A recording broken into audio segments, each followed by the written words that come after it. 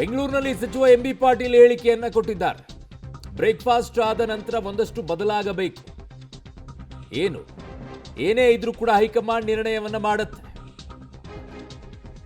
ಬೆಂಗಳೂರಿನಲ್ಲಿ ಸಚಿವ ಎಂಬಿ ಪಾಟೀಲ್ ಹೇಳಿಕೆಯನ್ನ ಕೊಟ್ಟಿದ್ದಾರೆ. ಎಲ್ಲದಕ್ಕೂ ಕೂಡ ಇತಿಶ್ರೀ ಹಾಡುವಂತ ಪ್ರಯತ್ನವನ್ನ ಮಾಡ್ತಾ ಇದ್ದಾರೆ. ನಮ್ಮಲ್ಲಿ ಯಾವುದೇ ಗೊಂದಲ ಇಲ್ಲ ಅಂತಿದ್ದಾರೆ ಅವರು. ಸುಮ್ಮನೆ ನಿಮ್ಗೆ ಗೊತ್ತಿದೆ, ಏನೋ ಬ್ರೇಕ್ಫಾಸ್ಟ್ ಆದ್ಮೇಲೆ ಬಂದಾರಲ್ಲ, 2 ಬ್ರೇಕ್ಫಾಸ್ಟ್ ಆಯ್ತು. ಈಗ ಅದು CM ಅವ್ರ ಮನೇಲಿ ಒಂದು ಬ್ರೇಕ್ಫಾಸ್ಟ್ ಆಯಿತು, DK ಶಿವಕುಮಾರ್ ಅವ್ರ ಮನೇಲಿ ಒಂದು ಬ್ರೇಕ್ಫಾಸ್ಟ್ ಆಯಿತು. ಏನು ತೋರಿಸ್ತದೆ ಅದು? ಒಗ್ಗಟ್ಟಿನಿಂದ ಇದ್ದಾರೆ ಮುಖ್ಯಮಂತ್ರಿಗಳಾಗಲಿ, ಉಪಮುಖ್ಯಮಂತ್ರಿಗಳಾಗಲಿ ಮತ್ತು ನಮ್ಮ ಪಕ್ಷದಲ್ಲಿ ಇವತ್ತು ದಿವಸ ಹೈಕಮಾಂಡ್ ಇವತ್ತು ಅಂತಿಮ ಕಾಲಕ್ಕೂ ಇವತ್ತು ದಿವಸ ಹೈಕಮಾಂಡ್ ಏನು ನಿರ್ಣಯಗಳನ್ನು ಮಾಡ್ತಿರ್ತದೆ, ಅದನ್ನು ಇವತ್ತು ದಿವಸ ಪ್ರತಿಯೊಬ್ಬರು ಕೂಡ ಇವತ್ತು ಒಪ್ಪುವಂಥದ್ದು. ಹೀಗಾಗಿ ನಮ್ಮ ಪಕ್ಷದಲ್ಲಿ ಯಾವುದೂ ಗೊಂದಲ ಇಲ್ಲ.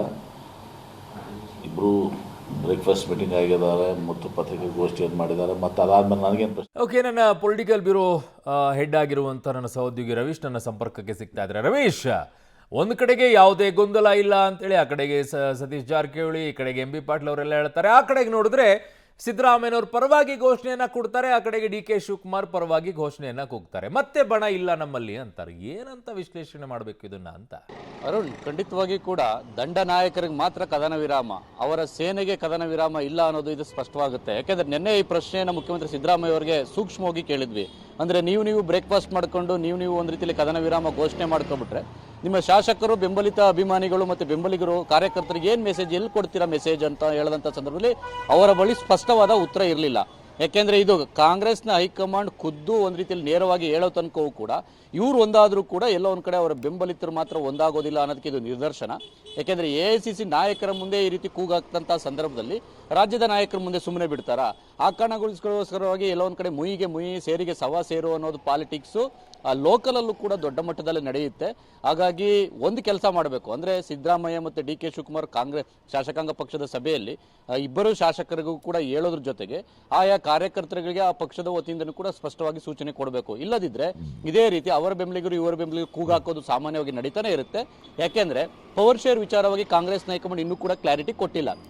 ಜೊತೆಗೆ ಈ ನಾಯಕರು ಕೂಡ ಪವರ್ ಶೇರ್ ಇಲ್ಲವೇ ಇಲ್ಲ, ಇವರೇ ಮುಂದುವರಿತಾರೆ ಅಂತಲೂ ಇಲ್ಲ. ಯಾಕೆಂದರೆ ನೆನ್ನೆ ಸಿದ್ದರಾಮಯ್ಯ ಅವರು ಮಾತನ್ನೇ ಹೇಳ್ತಾರೆ, ಒಂದು ಕಡೆ ಹೈಕಮಾಂಡ್ ಹೇಳಿದಾಗ ಮುಖ್ಯಮಂತ್ರಿ ಆಗ್ತಾರೆ DK ಶಿವಕುಮಾರ್ ಅಂತ ಮಾಧ್ಯಮಗಳು ಕೇಳಿದಂಥ ಪ್ರಶ್ನೆಗೆ ಅವ್ರು ಹೇಳೋದು. ಜೊತೆಗೆ ಇನ್ನೊಂದು ಕಡೆ ಅಧಿಕಾರ ಶಾಶ್ವತವಲ್ಲ, ಏನಾಗುತ್ತೆ ಆಗ್ಬಿಡ್ಲಿ ಅನ್ನೋದನ್ನು ಕೂಡ ಮುಖ್ಯಮಂತ್ರಿ ಸಿದ್ದರಾಮಯ್ಯನವರು ಹೇಳ್ತಾರೆ.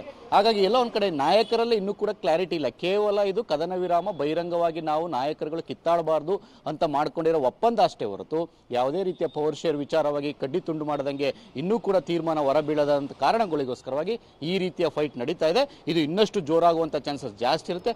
ಬೆಳಗಾವಿಲಿ ಏನೇನಾಗುತ್ತೋ, ಅಂದರೆ ಪ್ರಮುಖವಾಗಿ ಅಧಿವೇಶನ ಸಂದರ್ಭದಲ್ಲಿ ಅವರ ಬೆಂಬಲಿಗರು ಇವ್ರ ಬೆಂಬಲಿಗರು ಇದೇ ರೀತಿ ಒಂದು ರೀತಿಯಲ್ಲಿ ಕಿತ್ತಾಟ ಮಾಡಿದ್ರೆ ಇದು ವಿಪಕ್ಷಗಳಿಗೆ ಒಂದು ರೀತಿಯಲ್ಲಿ ದೊಡ್ಡ ಮಟ್ಟದಲ್ಲಿ ತುತ್ತಾಗ್ತಾರೆ. ವಿಪಕ್ಷಗಳು ಕೂಡ ಇದನ್ನ ಬಳಸ್ಕೊಂಡು ಒಂದು ರೀತಿಯಲ್ಲಿ ಅಟ್ಯಾಕ್ ಮಾಡುವಂಥ ಚಾನ್ಸಸ್ ಕೂಡ ಜಾಸ್ತಿ ಇರುತ್ತೆ. ಹಾಗಾಗಿ ಅಲ್ಲಿ ತನಕ ಯಾವ ಸಂದೇಶವನ್ನು ರವಾನೆ ಮಾಡ್ತಾರೆ ಎಲ್ಲರಿಗೂ ಕೂಡ ಶಿಸ್ತು ಕ್ರಮದ ಎಚ್ಚರಿಕೆ ಕೊಡ್ತಾರೆ, ಕಾದು ನೋಡಬೇಕಾಗುತ್ತೆ. ಯಾಕಂದ್ರೆ ಮಂಗಳೂರಿನಲ್ಲಿ ಕೂಗಿರ್ತಕ್ಕಂಥದ್ದು DK ಪರ ಕೂಗಿರ್ತಕ್ಕಂಥದ್ದು ಮಿಥುನ್ ರೈ, ಅಂದ್ರೆ ಆ ಒಂದು ಕಾಂಗ್ರೆಸ್ನ ಅಭ್ಯರ್ಥಿ ಆಗಿದ್ದವರು, ಲೋಕಸಭಾ ಕಾಂಗ್ರೆಸ್ ಅಭ್ಯರ್ಥಿ ಆಗಿದ್ದಂಥವ್ರು. ಇನ್ನೊಂದು ಕಡೆ ಐವಾನ್ ಡಿಸೋಜಾ ಸಿದ್ದರಾಮಯ್ಯ ಪರ ಕೂಗಿರ್ತಕ್ಕಂಥವ್ರು, ಹಾಗಾಗಿ ಅವರು ಕೂಡ MLC. ಹಾಗಾಗಿ ಇವೆಲ್ಲವನ್ನು ಕೂಡ ನೋಡೋದಾದ್ರೆ ಈ ನಾಯಕರುಗಳೇ ಈ ರೀತಿ ಒಂದು ರೀತಿಯಲ್ಲಿ ಕೂಗಾಟಕ್ಕೆ ಇಳಿದು ಬಿಟ್ರೆ ಬೇರೆ ಏನು ಅನ್ನೋದೇ ಈಗ ಬಹುದೊಡ್ಡ ಪ್ರಶ್ನೆ.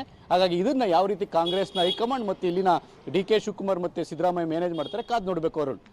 ಓಕೆ ರವೀಶ್, ನಿಮ್ಮೆಲ್ಲ ಮಾಹಿತಿಗೆ ಧನ್ಯವಾದಗಳು. ಸೊ ನಾಯಕರು ಒಂದು ಕಡೆಗೆ ಕದನ ವಿರಾಮವನ್ನು ಘೋಷಣೆ ಮಾಡಿದರೆ ಅವರ ಕೆಳಗಡೆಗೆ ಇನ್ನೊಂದಿಷ್ಟು ನಾಯಕರುಗಳು ಕದನ ವಿರಾಮವನ್ನು ನಾವು ಘೋಷಣೆ ಮಾಡಿಲ್ಲ, ನಾವು ಇನ್ನೂ ಫೈಟ್ ಮಾಡ್ತೀವಿ ಅಂತಿದ್ದಾರೆ.